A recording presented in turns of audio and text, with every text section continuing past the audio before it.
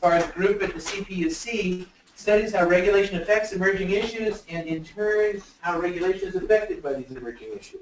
And I think that it's fair to say that the meteoric rise of transmission network companies qualifies as an emerging issue affecting and affected by regulation. At the CPUC, Ms. Zafar represents the Commission's policies and positions at national policy forums, the state legislature, and before industry groups. She's also the spokesperson for the CPUC with all foreign delegations to advance the CPUC's sustainability policies in countries such as France, China, India, Mexico, and Japan. Prior to her current position, she managed the CPUC's supplier diversity program and sought to convince Fortune 500 companies that diversity is not just a social justice program, but smart business as well. Today, Ms. Zafar is going to be speaking to us on public policy and shared mobility issues broadly and about safety and insurance issues more specifically. Please join me in welcoming Marzia Zafar to UCLA. Thank you, Professor Taylor. Thank you, Professor Manville. Good morning, everyone. I have spoken at conferences on this issue, at legislative hearings, Angry Board of Supervisors, to reporters, but never to students, and never to my girlfriend, who's way in the back right there. So it's somewhat nerve-wracking this time around. What I'm going to do is I'm going to go over, I have a slide deck, I'm going to go over the agenda and then go through this. I'll take any questions either as we go through or at the end, however way you like it. So first I'm going to go over why I'm here, what the PUC is, role of regulation, and then kind of sort of the backstory, what I call the pink mustache, because we got introduced to this because of those giant pink mustaches. Then the actual process of making policy and why we had to do it and not, another agency. Then our focus on safety and consumer protection, a special slide on insurance because it was a headache for us to understand and to deal with.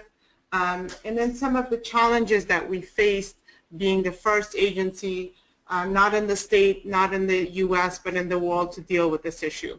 And then the National Academies, the work that I did with your professors.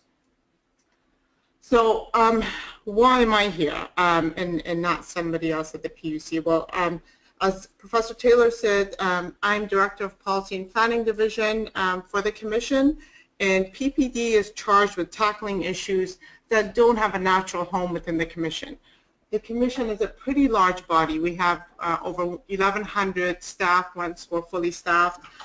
We largely focus on energy issues, so we have our energy division that implements policy. We have our telecommunications division that pushes broadband to Californians. Transportation unit within the Commission has traditionally focused on enforcement and not so much policy making. And so that's why I was brought in by our executive director and our general counsel to deal with this issue. So this was about 4 years ago, towards the end of December 2012. And back then, nobody or very few people had the Lyft app or the UberX app. Today, or as of third quarter of 2015, that's the latest granular data that we have, about 500,000 Californians use these TNCs, Transportation Network Companies, a day.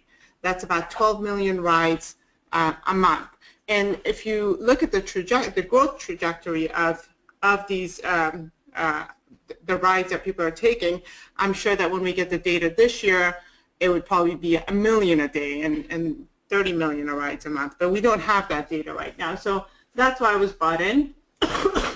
Now, just to tell you a little about what the PUC is. To me, it's one of the better agencies in the world, but that's because I work there and I love public policy. We regulate electricity and natural gas, like your Southern California Gas Company, your Edison, terms and conditions for telecommunication companies, Verizon and AT&T. We have 127 water utilities that we regulate. We have safety assurance authority over railroad crossings, as well as the railroad tracks, and then of course transportation, moving companies, limos, passenger stage carriers. We're headquartered in San Francisco. As I said before, there's about 1,100 of us. We also have offices in Los Angeles and Sacramento, and we have about 200 vacancies. So anyone who wants to know more about the PUC, you can ask me afterwards. And then we have 5 governor-appointed commissioners. These are our policymakers. We as staff, we will recommend, we will draft, but ultimately they're the ones who make decisions. Their decisions become law and become regulation. They're appointed by the governor, serving 6-year staggered terms, and they're confirmed by the Senate. And they meet publicly once or twice a month, most likely, or usually twice a month, to vote on various policies. And then I'll quickly go over this, just a breath of our regulation. Californians spend more than $1 billion a week through the industries that we regulate: electricity, natural gas, telecommunication, and water. And then now, before I go into the TNCs, the role of regulation. What is the role of regulation? For us, regulation is to be the safety net for the public to rely on for its protection, usually with monopolies when you don't have customer choice. And our role, I would say, is divided into these 4 roles. We're sometimes a referee. A regulation should foster customer choice, competition, and a fair and balanced set of rules. We also enable rules and regulations that provide common sense solutions, that provide affordability and safety. The mission of the Commission is to assure the safety and reliability of utility service at just and reasonable rates. So that's economic regulation as well as safety that we have to do. And then the third one, the reason I came into working for public service, is we're an investor.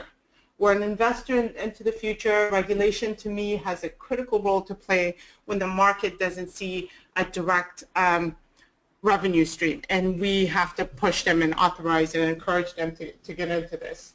And then none of these would be effective. We wouldn't be effective in any of them if we did not ourselves were effective inspectors of our own rules, if we did not go into quality assurance and enforcement. So all 4 of them are key, the 4th being very important to us. And now why we got into this business or in this industry. So I'm going to take you back to 4th quarter of 2012. And as I said earlier, the PUC is largely focused on energy issues and how to solve global warming. That's what we've been working on, and as back in 2012, that's where we're there. The pink mustaches start to appear on the grills of these cars throughout San Francisco, and you wonder, what is this? And you just go on about it, and then you read news articles that this is a new form of ride sharing, and you also hear about sidecar, but largely about the pink mustaches. And at the time, Uber did not provide these types of services. It was just sidecar and Lyft. So once we see the news articles, we see these pink mustaches, we're also now getting calls. We're getting calls from universities, we're getting calls from lawmakers, and we're getting calls from news agencies. Our first meeting request was from Uber.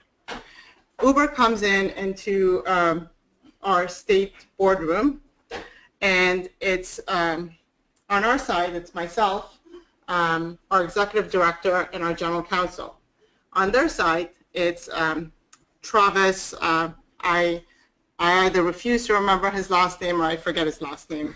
And then it's also his general counsel and a buttload of lobbyists on the other side.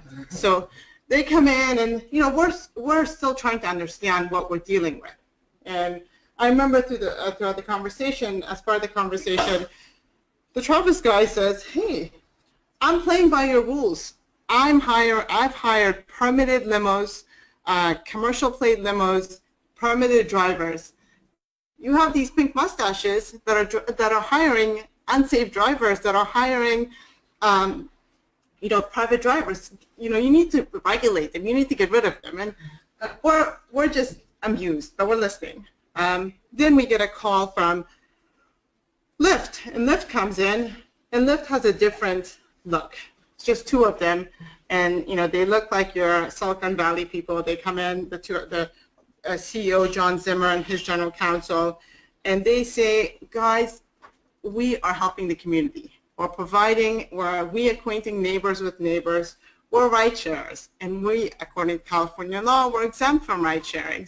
We're exempt from regulation, so don't regulate us, and we're helping you. And then we're getting a call. We got a call from Sidecar. Sunil Paul from Sidecar CEO comes in, and he has a different take, and he says, I'm helping you guys with your with your climate change policies, with your greenhouse gas emissions. So you can't regulate me because I'm also ride sharing and I'm helping you with your climate change policies. So, and it's the three of us going through these meetings. We're listening to them. While we're having these meetings, our then president Michael Peavy gets a call from the Berkeley Professor Susan Shaheen, who said, there's more to this than, this could get bigger. This could take off. Look into this. He also got a call from Professor Daniel Sperling from UC Davis, and he was, he used this analogy that I didn't know at the time, but I think I understand it now. He says, don't throw away the baby with the bathwater. But kind of sort of saying the same thing, that there's more to this. So now our president is involved, our general counsel is involved, our executive director is involved. We talked to our enforcement unit, what have you guys been doing? And they're already upset because Uber has been in the business of limo business as a dispatch for a couple of years, and they're fighting with them. Now these new ones come in, and now they're fighting with them. So as we go through this, Uber realizes that the role of regulation, we're going to abide by the role of regulation. We're not going to kill the market. We're going to focus on safety and what we can do, and let the customers choose what they want rather than us choosing for the customer. So Uber decides to get into the TNC business, transportation network companies, and they create their own company called UberX. For you guys, I'm sure you know UberX, but in legal filings, their company name is called Ridesharing, and that means, I think in German, that means shave the mustache. So it's kind of interesting.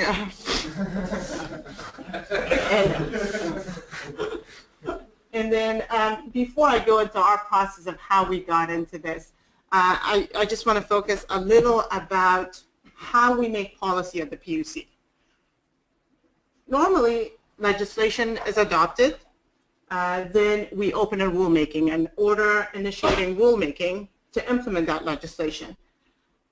Then we assign, one of the 5 commissioners gets assigned to that case, an administrative law judge gets assigned to that case, and then the public process begins. Normally the public process is between 18 to 24 months to adopt policy.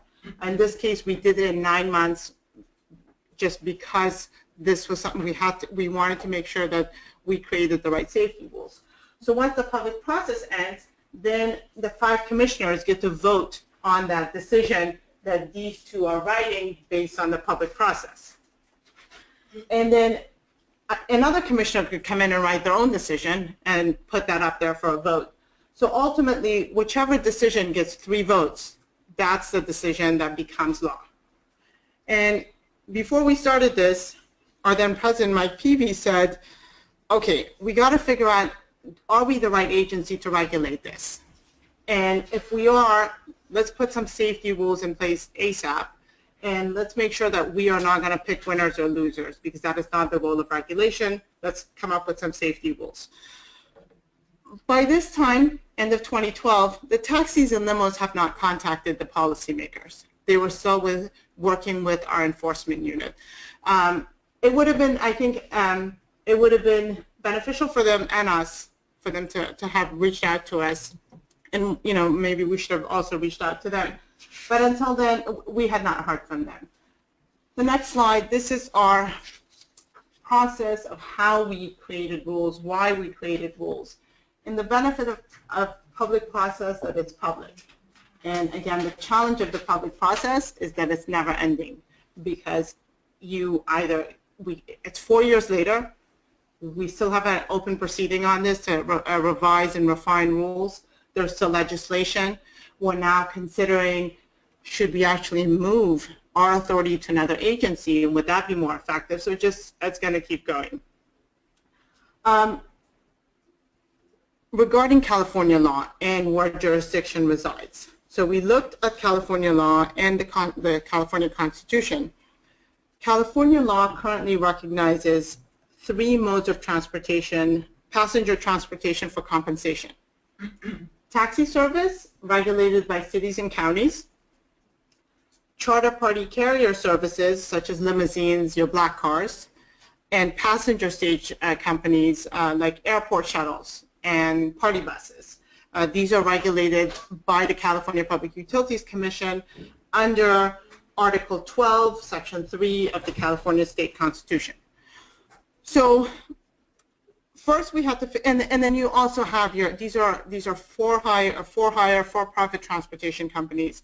Your publicly owned buses, they go through the cities.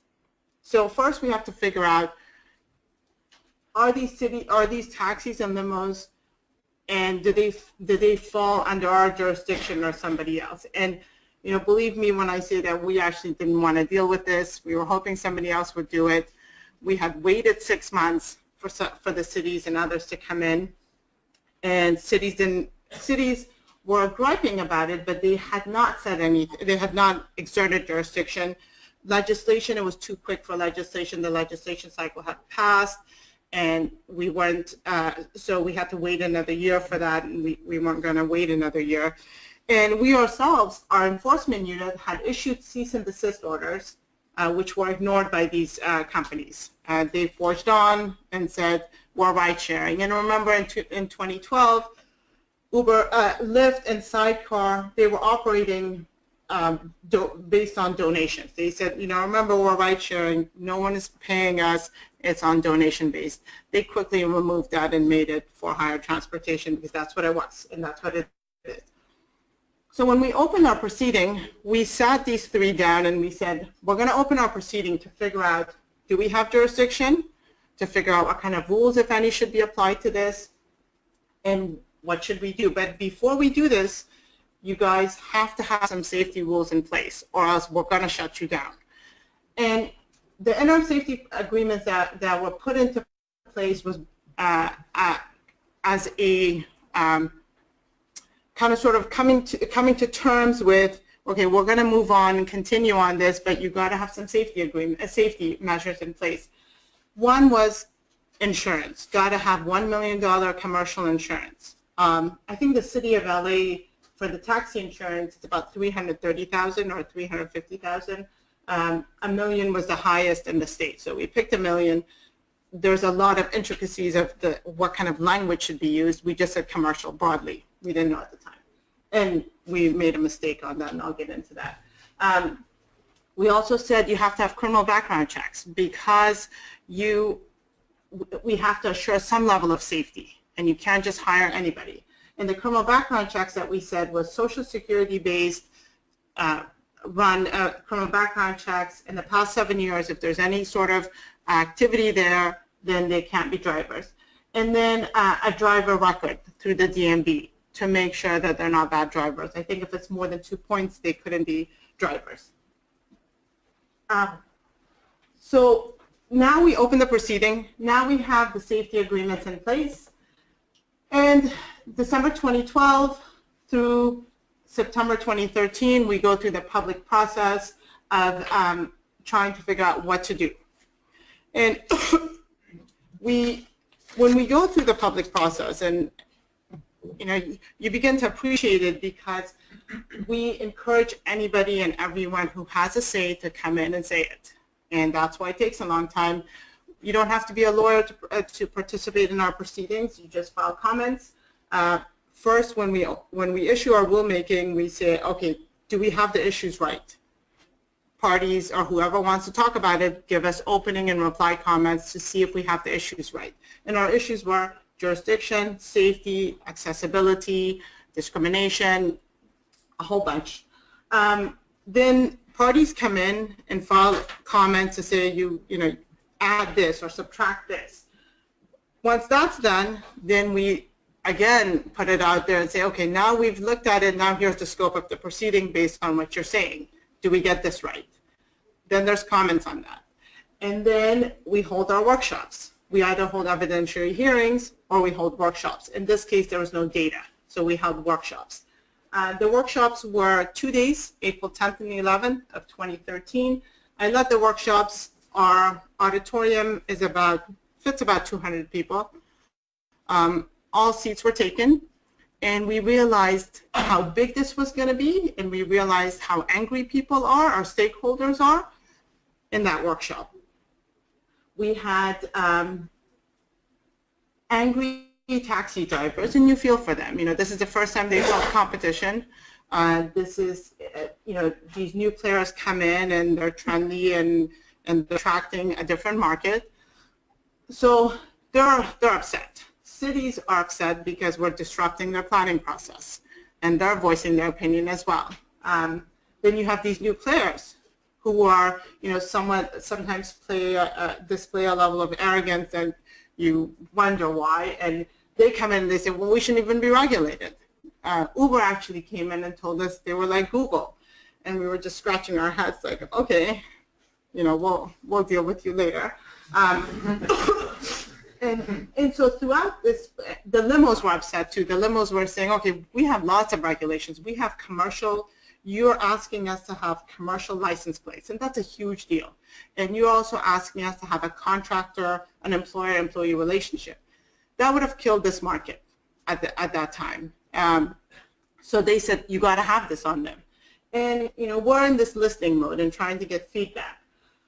So in those two workshops, I think it got to be so heated that we had to escort some people out of the workshop because it got a little, you know, people started name calling each other, and it got a little aggressive. After the workshops, we asked for a workshop report. We could have written it ourselves, but we wanted the parties to write it so we could hear from them. They wrote the workshop report. We put it back for opening and reply comments to make sure we got it right. So now I think there's like 6 rounds of comments. And then after we got that, we as a team, internal team, got together and said, okay, it's clear that we can exert jurisdiction under Article 12 of the California Constitution that says that these are prearranged for hire transportation, and they cannot be hailed, so they're not taxis. Cities and counties are not going to regulate them. But they don't fit the TCP, the Charter Party Carrier, Transportation Charter Party Carrier designation. So we decided to create kind of sort of under that Charter Party Carrier language, we created a TNC subcategory. Transportation Network Carrier category, and we created rules and regulations. In August of 2013, we issued our decision. It got held. Some commissioners wanted to revise it, and finally on September 19th, 2013, we finalized the decision, and we came up with 28 different rules and regulations for these TNCs to abide by. I'm not going to go over every single one of them, but I'll go over some key ones. And the regulations that we created were based on what then President Mike Peavy had told us to put regulation in these buckets, all safety buckets. Safe drivers, safe vehicles, safe passengers. For safe drivers, we said you have to have a driver training program. We put the onus on the TNCs, on the transportation network companies, to say you are responsible for these drivers, and that they have to be able to safely drive. We also said you have to have a DMV pull notice program. What the pull notice program does is when you have an employee-employer relationship, anytime there's a conviction or violation on your record, your employer gets notified through the DMV. But since we didn't have that relationship here, we ordered these companies to, on a quarterly basis, go to the DMV and manually pull all the driving record of your drivers to make sure that in that time period, within that quarter, they have not been, that they were not unsafe drivers. And again, I think it's 2 points. That if they were, then you have to take them out. Driver record. Before they become TNC drivers, you have to look at their driver record. And again, I think it's 2 points. And if it's more than 2 points, they can't be drivers. Safe vehicles. We said you have to have annual inspections of the cars to make sure the cars are kept up to date. Specified vehicles, so not every vehicle that's out there can be a TNC vehicle. And then just for safety, obviously, limited number of passengers in each car, or the number of, we said 7 people per car. Those are for the vans, but you can't have more than 7. On safe passengers, I'll get to insurance in the next slide, but I'll go through the rest. Criminal background checks. We said Social Security-based criminal background checks. And again, if there's a record within the last 7 years, you can't be a driver. And we looked at what the cities and counties have for taxis, and they're all over the place. Some of them say if you have to have, you don't have to have a record. You cannot have a record. Some say it's on a case-by-case basis. Come interview with us if there's a record. And then we said zero tolerance on drugs and alcohol. On the app, the TNC is required to put the information. So if the passenger notices something, you put that information immediately, give that information to both the TNC company as well as us, and that driver becomes suspended pending an investigation. And then I don't know how many of you guys have the Lyft or the Uber app. So when you look at it and you get connected with a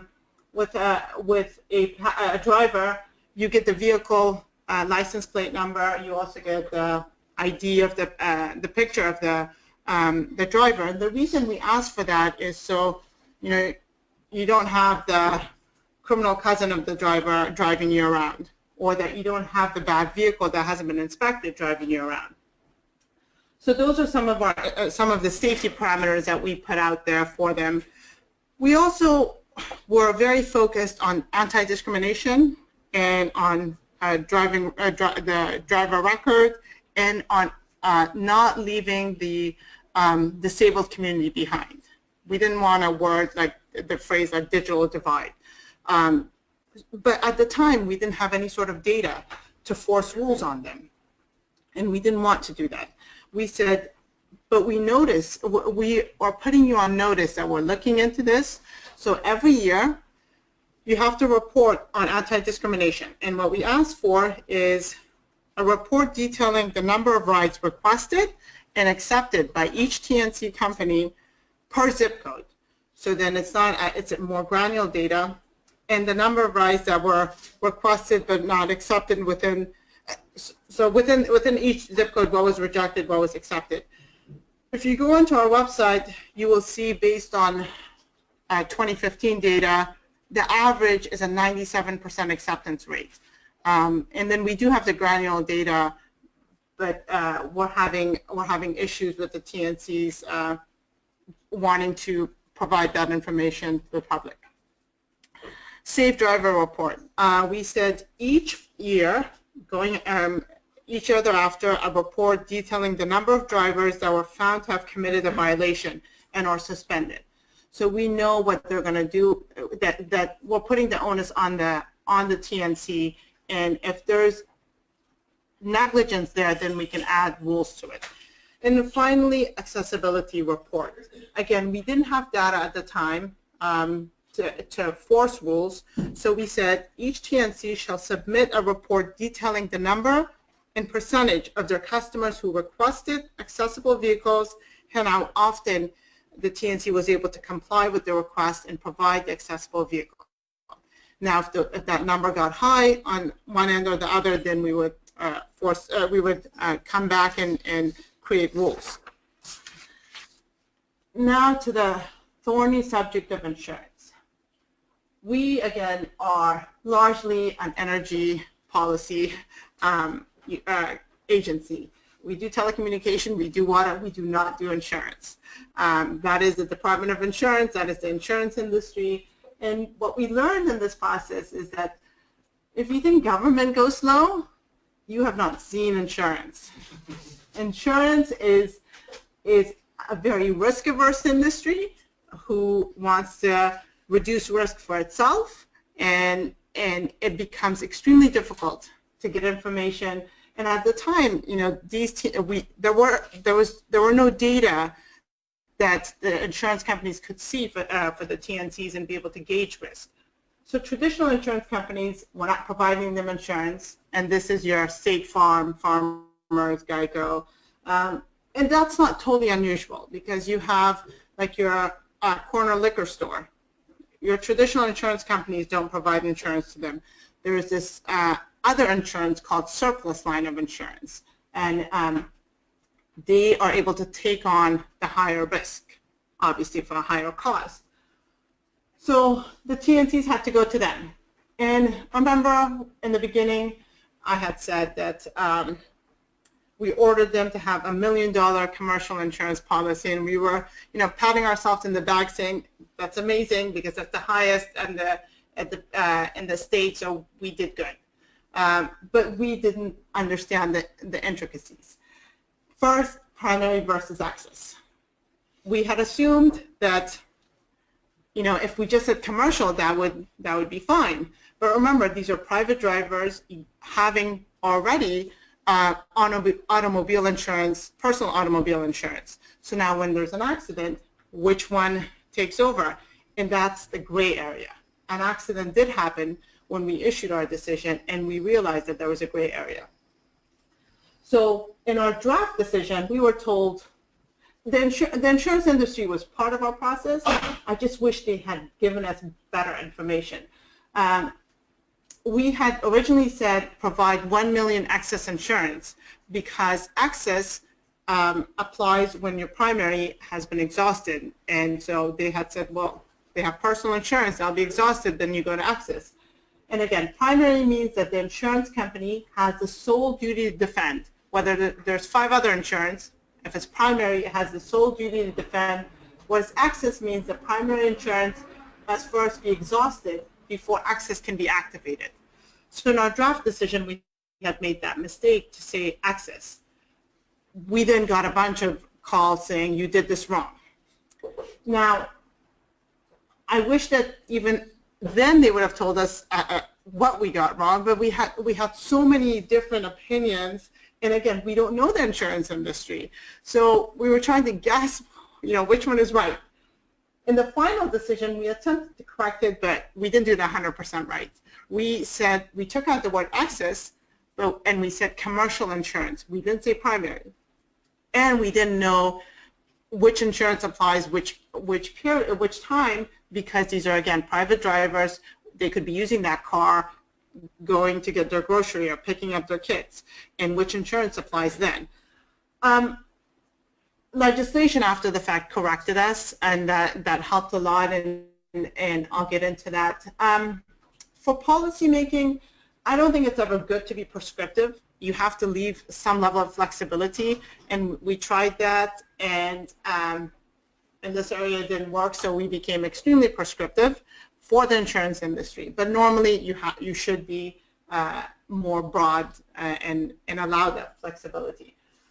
So we try to figure out when insurance should apply.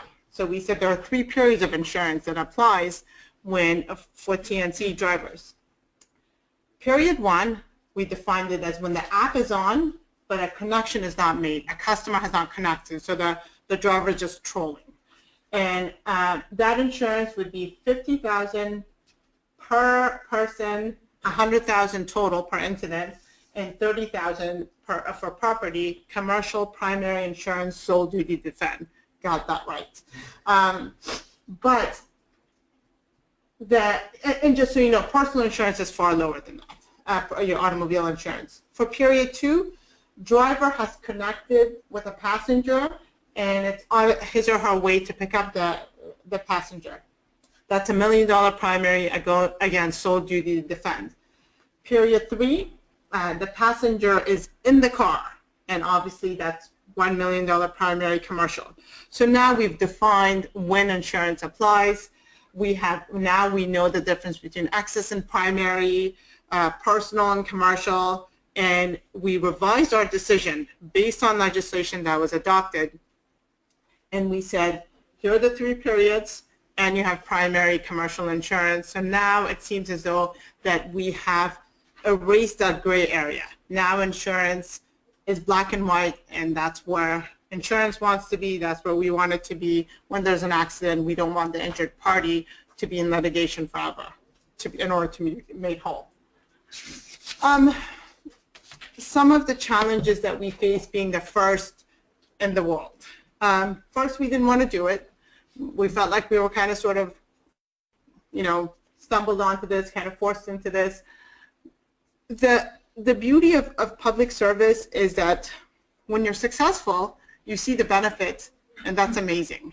But sometimes, also with public service, when you're doing things that are disruptive, or you're looking into things that are disrupting traditional markets, everybody hates you, and they voice that opinion. They don't see you as a human being. They just lash out. So we received a lot of backlash from the cities.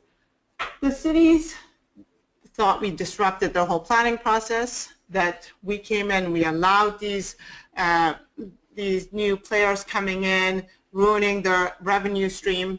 They get a lot of money from the medallion holders, from the taxis, and so they were upset. Airports, highly upset.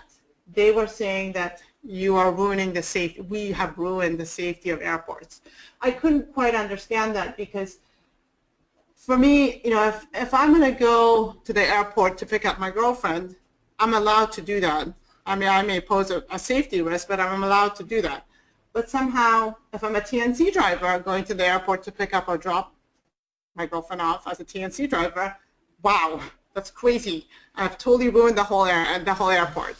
And you go, well, I kind of don't understand, but okay. So we became the mediators between airports and TNCs.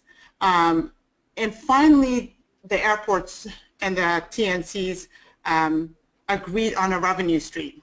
And okay, now some of the safety issues are gone. The revenue is there because you have the taxis and the limos who have contracts with the airport, so they're getting their revenue stream, and now they got it with them, so everything is good. The taxis, I mean, I feel bad for them. The taxis are heavily regulated at the city level. Some of that regulation, quite honestly, could be considered outdated, and they've never felt competition. In 2012, that's the first time I think they felt that competition, that level of competition. So here comes these new players who are regulated at the state level, broad regulation, new regulation, updated regulation, taxis, regulations from decades ago, and heavily regulated. Like you can't go, if you're an LA city cab, you can't go to Long Beach and pick up a passenger. With Lyft or Uber, you can go to another state and pick up someone and bring them back. Resistance from Uber. We got Lyft and Sidecar comes in. They gave us their play of their ride sharing. They're helping people. They're doing this and that. But they realized that safety was an issue. Uber, they were difficult. I think they still are difficult. Unnecessarily so sometimes, I think. I think they're just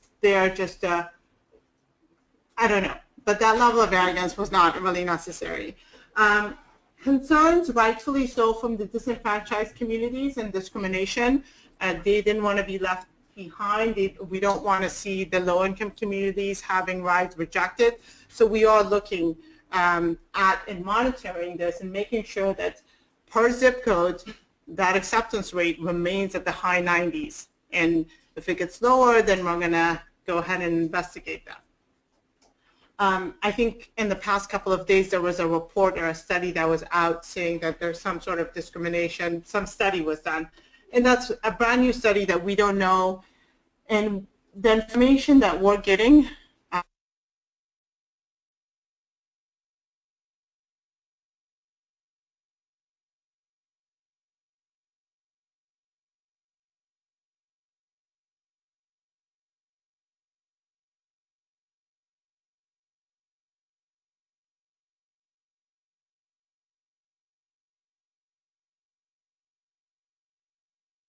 familiar with the limo regulation. They were familiar with the passenger stage regulation, and they were already dealing with these TNCs and were not liking them.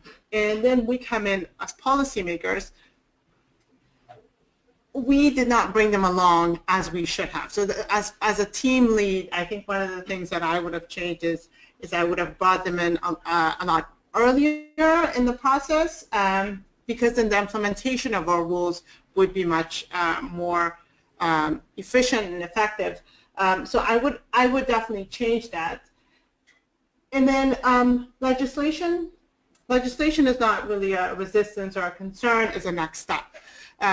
With legislation, we were able to get better, more clear insurance language. Right now there's legislation as well as our proceeding considering transitioning from a social security-based criminal background check to fingerprinting.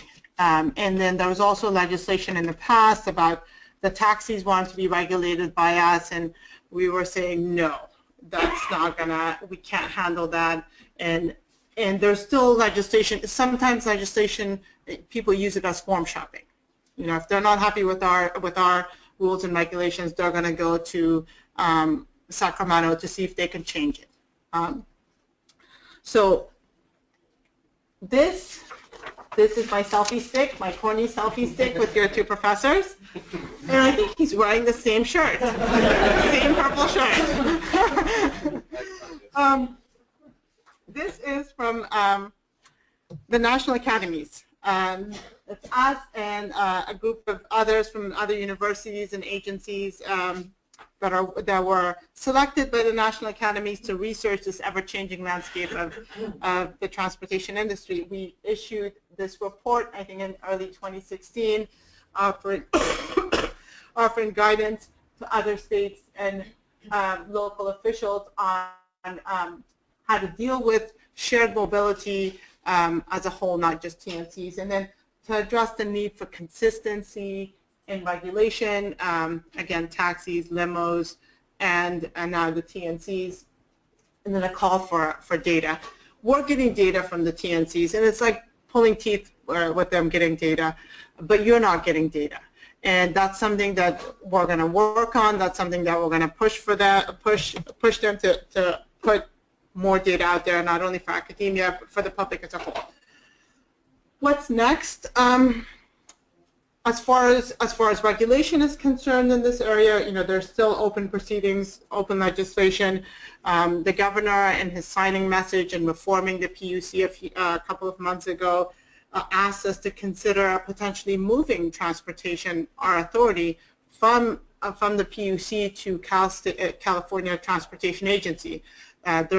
Secretary Brian Kelly is in charge of DMV and CHP and others. So we're considering that just for efficiency purposes, still in the early stages, still considering. 4 years ago, we had Wings, Sidecar, UberX, and Lyft. Now we have Sidecar is gone, but a new player has come into the market. I think they're called Executive something. They're permitted by us. UberX is testing driverless cars in Pittsburgh. And for us, I mean, we hopefully, through our rules, we have provided that safety net, that regulation has worked, and that's the goal for us, that we've provided that safety net through the rules that we created, and we have helped the transportation industry evolve. And that's it, and I thank you for listening. I'll take any questions you have.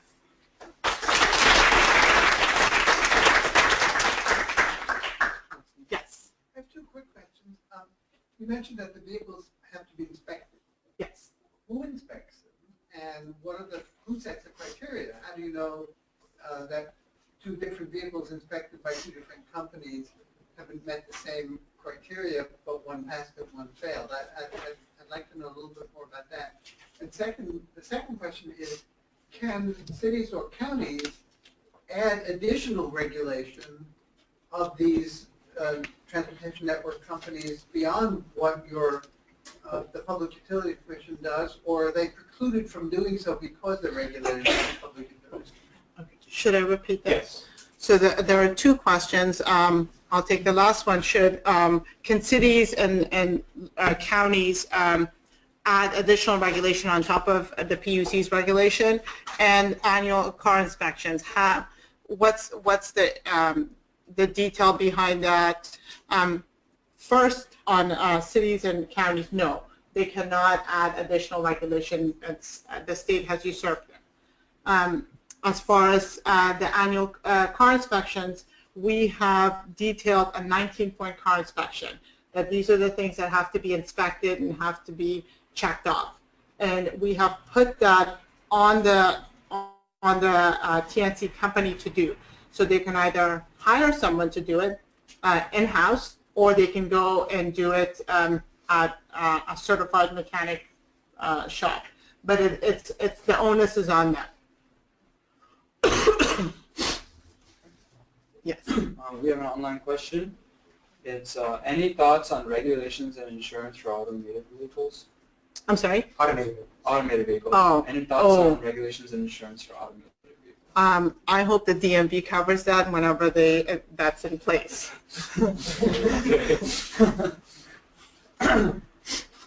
Anybody else? Yes.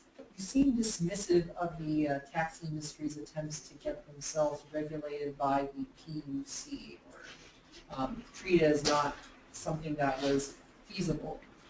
Is that just because of legislative constraints, or because you do not see it as your responsibility? So the question is that what about the taxis that should they be regulated by the PUC or somebody else? And I seem dismissive of their want to be regulated by us. I wouldn't use the word dismissive. I would say that we just don't have the capacity to do it. We're dealing with a lot of other issues.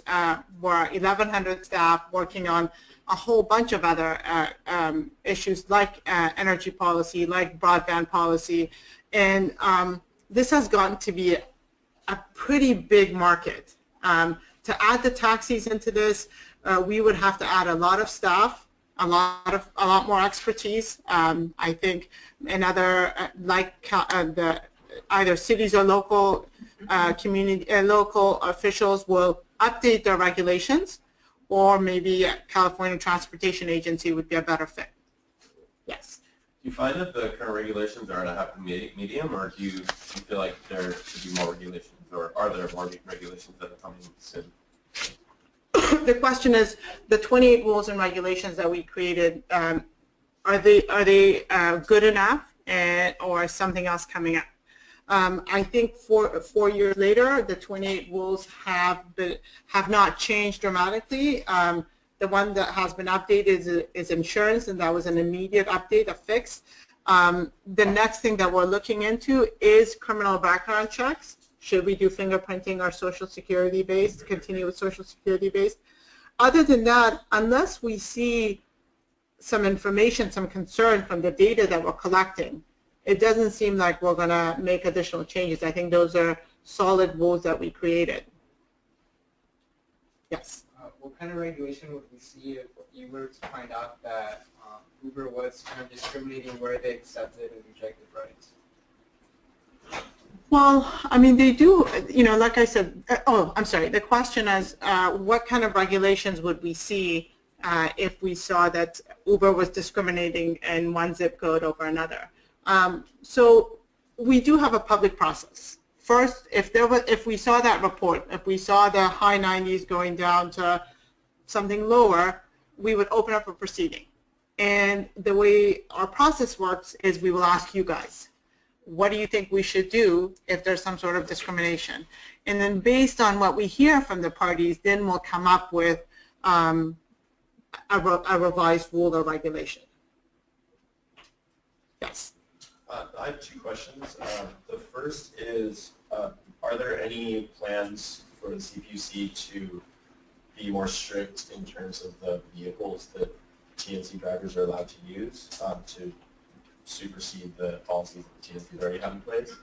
And I'm also wondering if there's any way the CPUC can regulate the way that these jobs are marketed to drivers, because they're often, saying you can make $35 an hour, but that's, gross income before taxes, without any other costs being accounted for that are paid for by the driver.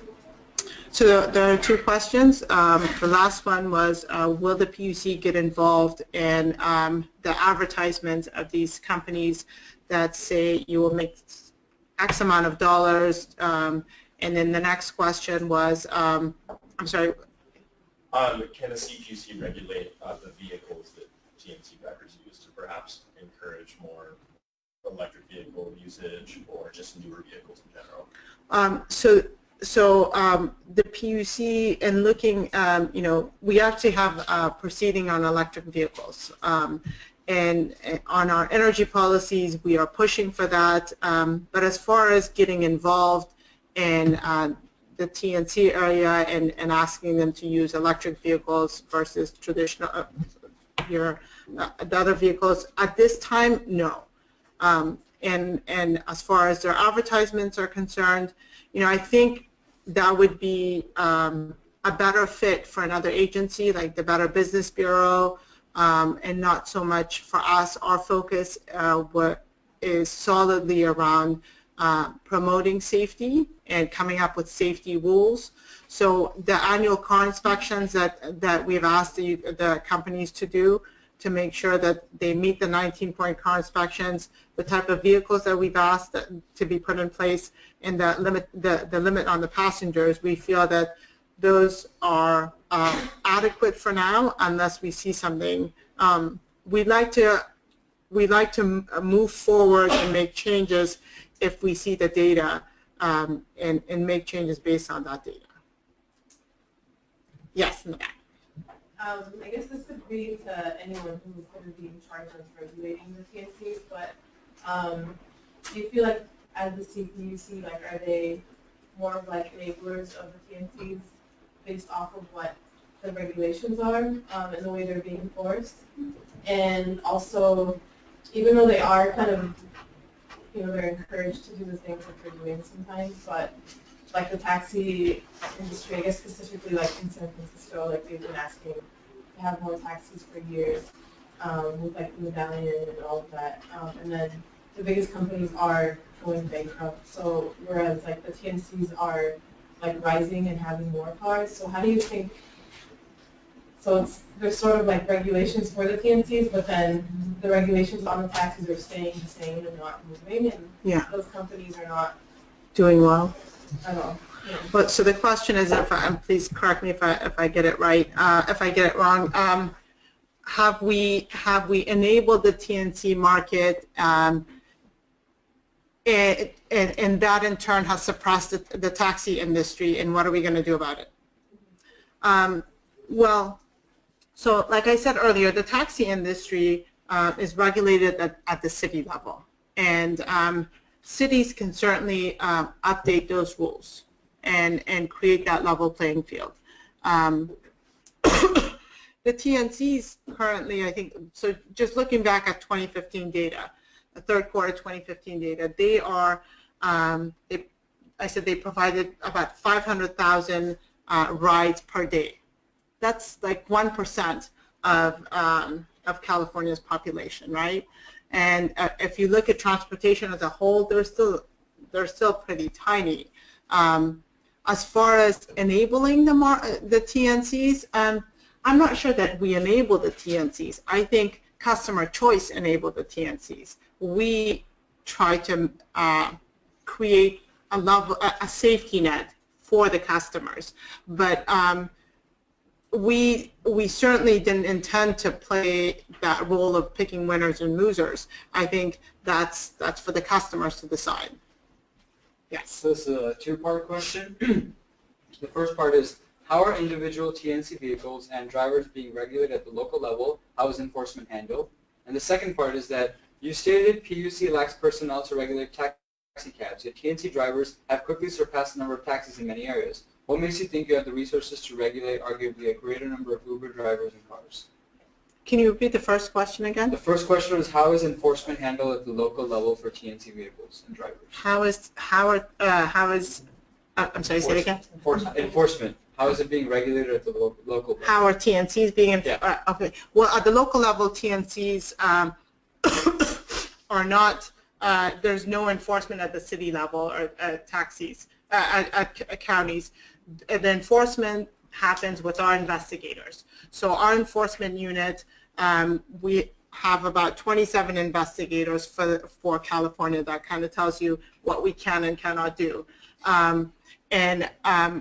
They will look at customer complaints. They will look at, they can do some spot checks, and that's how enforcement is handled on the TNCs, and it's based on the 28 rules that we've created. So if there was a violation, then we would address it with that specific TNC company. And then, I'm sorry, the second question? The second part was, what makes you think you have the resources to regulate arguably a greater number of Uber drivers and cars? Well, so the question is, I had said that we don't have the resources to take on the taxis. How are we going to take on, how are we taking on the TNCs when there's so many drivers? Remember, we are not regulating the drivers in the TNC industry. We are regulating the TNCs. There's 4 of them. And then the investigations that we have can go through the 4 rather than the hundreds of thousands of however many drivers there are. We don't regulate the drivers. Yes. Is information that you're receiving from the TNCs regarding violations driving the push for fingerprint background checks? Actually, no. What's driving the push, I'm sorry, the question was the push for moving from Social Security based to fingerprint. Is that based on the information we're getting from the TNCs that maybe there's more crimes? No. That's, even in our proceeding, we were being, when we first issued the rules, this is just, the criminal background checks have evolved from Social Security based to fingerprinting. It's just another form of, a better form, or some people say it's a better form. So that was brought up in our proceeding, I think by limos and taxis, and that also went to Sacramento, to the legislature, to say, do this. It's, some say it's a better form, some say it's also a little more strenuous, that as a driver you have to go somewhere and put your finger on something, and whereas Social Security, you just give your Social Security number to the TNC and they run your criminal background check, so it's just another step. Yes. I was wondering about getting access to TNC's data, where you're at in negotiations, and if you do get access to data, which issues you're going to look into. So the question is access to data. How are we dealing with the TNCs? And it's a point of frustration for me and for I think regulation as a whole. They're just, I don't know what's wrong with them. They have an issue with providing data. They feel like it's, somehow we're going to ruin their business for the data. But they are giving us the data that we've requested on discrimination, on accessibility, and on the driver record. So we're getting that information, but it would be better for the public to get more detailed information, the type of information that the level of detail that we're getting. It would be better for you guys to get it, for others to get it, because then it doesn't become this black box and people are assuming things. And you know, we have the granular data, but we can't share that with you because it would be a violation of the agreement that we had. And instead, now people are going to start assuming things. So it's to me, in my view, it's a detriment to themselves, but somehow, and I think it starts with Uber, because I remember Lyft saying, well, we're going to give you the data if Uber gives you the data. And I don't know if that was because they knew Uber wasn't giving us data, or they were just waiting for Uber because one of them is not doing it, so the rest aren't doing it. You had your hand raised. I'm sorry. Yeah, on the point of accessibility, how does CPUC enforce a certain level of coverage for accessible vehicles if Uber and Lyft aren't the ones who actually own the vehicles themselves? So the question is on accessibility. We had contemplated in the first phase to require these TNCs to actually own accessible vehicles. But we wanted to see if the requests are there, and are there drivers out there who have accessible vehicles working for them. For instance, you know, you have I think both Lyft and Uber have a number of deaf drivers, and then they are more accessible to others. What we're seeing in the data is that if the number rises of requests for accessible vehicles, and you know they're being rejected, then one solution is to make the TNCs own a percentage of accessible vehicles. Yes. We have another online question. So TNCs require a credit card to utilize. How do low-income and unbanked members of our community gain access to this service? So the question is, Uber TNCs require credit cards, and how does the low-income community that may not have credit cards get this information? I don't actually know the answer to that. I don't know if I don't know the number of people who don't have credit cards, so I would have to get back to you. So is that discrimination in a sense, or? I don't know if this discrimination. I don't know. Like I said, I have to think about that, and I have to talk to my colleagues. That one got me. Yes. You were talking about the 28-point regulation that you guys created. One of the things that you were talking about in our class was the safety of drivers from criminal passengers. Yes. Could you talk about any regulations that might cover that area or discussion? So, you know, we looked at this. The question is, our regulation is focused on safe passengers. What about assaults on drivers? And this is something that we looked at in the first phase of our proceeding. And again, we would like to see data ahead of time before we make rules and regulations around it. I know there was another hand raised somewhere. Yes. What beyond them trying to obtain data? I'm sure you've heard from transit agencies a lot of data collection, but what other interaction do you have with transit agencies? Are they mostly positive about TNCs, or are they looking for more regulation to try to protect transit ridership? Transit agencies. Yes. So the question is what kind of relationship or what kind of interaction we've had with transit agencies when it comes to TNCs. It hasn't been a good one. I think in the beginning, like I said, they were upset that we were disrupting their planning process. And, you know, we're in a bind because we're a state agency coming up with policies and regulations, and they're at this level coming up, you know, already dealing with heavy regulation, and they either have to get up here or someone has to bring them up here to create a level playing field for the taxis. Yes. Marzia, Yeah. just to clarify, I think he was talking about like San Francisco Muni, LA Metro, public transit agencies. So. Oh, I'm sorry. Nationals, Big Blue Bus. Oh, I'm sorry. Is that Okay. right? Yes, yeah. None then. We have had none. They haven't come to us, and it doesn't seem to be an issue that we're dealing with, simply because if it doesn't become part of our, if no one raises it in our process, then it's not part of the record, and we're not going to come up with rules and regulations that have not been raised in our process. Sorry about that.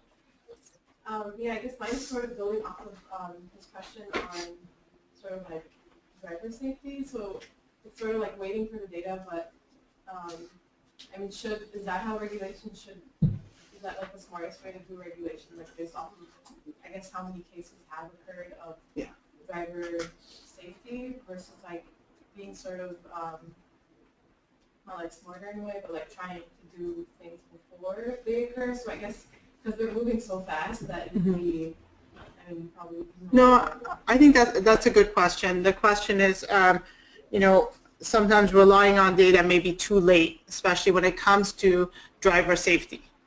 And you're right. We could have thought about this more as part of our process.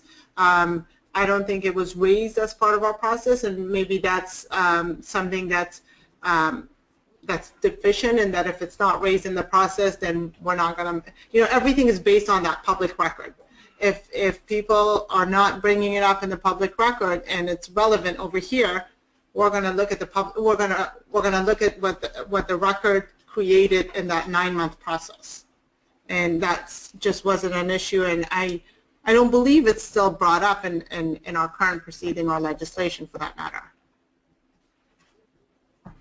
Yes. You mentioned there was an open proceeding on the use of electric vehicles, and I don't know if that relates particularly to the TNCs, but can you give us a flavor on how many open proceedings there are? How often do they come up? So the question is, I had mentioned electric vehicles, and is that proceeding related to TNCs, and how many proceedings are there? So no, that has nothing to do with the TNCs. What I was saying is that as part of our push to curb climate change and promote cleaner use of energy, we have a proceeding on the energy side. As far as the number of proceedings, so the Commission at the end of the year usually adopts about 600 decisions based on, you know, that many proceedings. For the TNCs, right now there's just one proceeding. It's a second phase to the 2013 decision. In the 2013 decision, we didn't close the record. We said, this is too new for us. We don't know enough, so we're not going to close the record. First, we're going to look to legislation to tell us if there's something else. And second, we're going to leave this record open to see what should we do, if anything else. Yes. You mentioned that when the agency first took up this issue, there had been an attempt to get these TNCs sort of cease and desist that they didn't abide by, and then you've also said that it's been difficult to get data out of the agencies. You haven't, but it's been difficult. Can you elaborate a little bit on the enforcement mechanisms that CPUC has to ensure cooperation with these agencies? Sure. So the question is about the effectiveness of CPUC enforcement. Yeah. Okay. Our enforcement unit deals normally with limousines and moving companies that whenever you need to move, they have to be permitted and licensed by us. I think, you know, based on my last count, there are 27 investigators for not just the TNCs, not just the limos, not just the passenger stage carriers. There's 27 of them for the state. We rely on the public and the parties to tell us if there are some issues. We rely on spot checks of from our investigative unit to go and do sting operations to figure out if something is going awry, and but there's only so much 27 investigators can do. Does that answer your question? It answers part for sure, and then once these investigators have opened a specific case, can you talk about what sort of penalties there are for noncompliance? Yes. So the question is, once an investigation is open, what kind of penalties could be put on these companies? So we had, I think, and we had a complaint about Uber and Lyft not giving us the data that we had ordered them to give us the data for. And we penalized Uber, I can't remember exactly, I think to the tune of $7 to $10 million. Our penalties range from very low to extremely high. I mean, we penalized PG&E $2.2 billion. So it ranges depending on the issue, depending on the investigation. The cease and desist orders that were given to these companies early on, our investigators themselves have the ability to issue cease and desist orders, and I think that the fine was $20,000. Anything above that, you know, when we get to the millions, our commissioners, there has to be a formal proceeding. The 5 commissioners have to vote, and 3 of them, 3 votes move it forward. Thank you. Yes. This is actually a comment, an online comment about the online question about the credit card issue. Mm-hmm. So it says, in regards to the question a moment ago about the need for credit card bank accounts, media reports indicate that both Lyft and Uber have launched programs catered to seniors who would like to book rides through a phone operator, bypassing smartphone apps entirely. Neither service requires customers to have accounts with Uber or Lyft or to own smartphones. However, the article is silent as to whether a credit card is needed or not. So. That must be one of the TNC providers providing that comment. Any last questions? Yes. I'm curious as to if you've had any complaints about, well, if you played any role in regulating where they can pick up and drop off passengers. I know street hailing bans for vans on street hailing were once common in many California cities for taxis. And if you've sort of implemented any rules regarding where TNCs can pick up and drop off passengers, or if that's just left up to the cities. So the question is, do we regulate where TNC companies pick up and drop off, or is that left to the cities and counties? That is not left for the cities and counties. They can pick up and drop off at a safe, you know, we haven't set specifically what it should be. With the airports, we've left it for the airports to decide because the airports are their own independent authority. For everywhere else, they can pick up and drop off wherever it's safe. Is that it? Yes.